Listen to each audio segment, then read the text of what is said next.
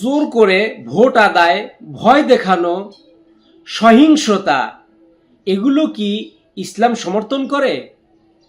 আজকাল অনেকেই প্রশ্ন করে, ভোট মানেই তো মারামারি, ইলেকশন মানেই তো ঝগড়াঝাটি, একজন আরেকজনের গীবত করা, এগুলোর ব্যাপারে ইসলামের দৃষ্টিভঙ্গি কি? আমি উত্তরে রাসূলুল্লাহ সাল্লাল্লাহু আলাইহি সাল্লামের ওই হাদিসটা স্মরণ করে দিতে চাই, আল মুসলিমু মান সালিমাল মুসলিমুনা মিন লিসানিহি ওয়া ইয়াদিহি। মুসলমান তো সেই ব্যক্তি যার জিহ্বা এবং হাত থেকে অপর মানুষগুলো সবাই নিরাপদে থাকে, হেফাজত থাকে। এটা বুখারী শরীফের 10 নম্বর এবং মুসলিম শরীফের 40 নম্বর হাদিস থেকে কোট করেছি।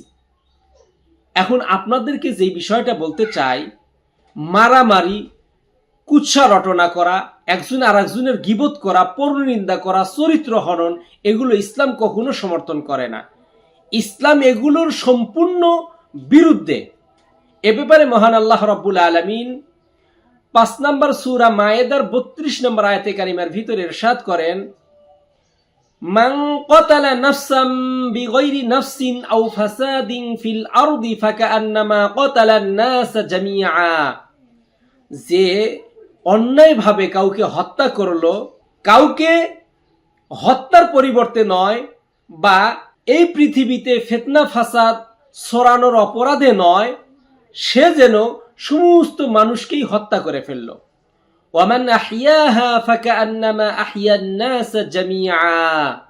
আর যে কোনো মানুষের প্রাণ রক্ষা করলো, প্রাণ বাঁচালো, সে যেন সব মানুষকেই বাঁচালো।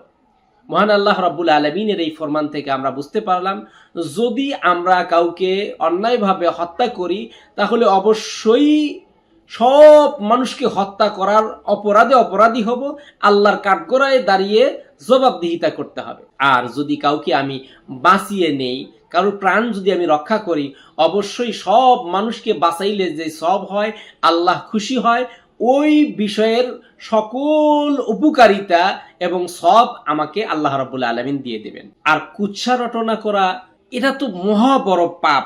আল্লাহ রাব্বুল আলামিন বলেন, ওয়ালা ইয়াগতাব বা'দুকুম বা'দা, তোমরা একজন আরেকজনের কখনোই গীবত করিও না।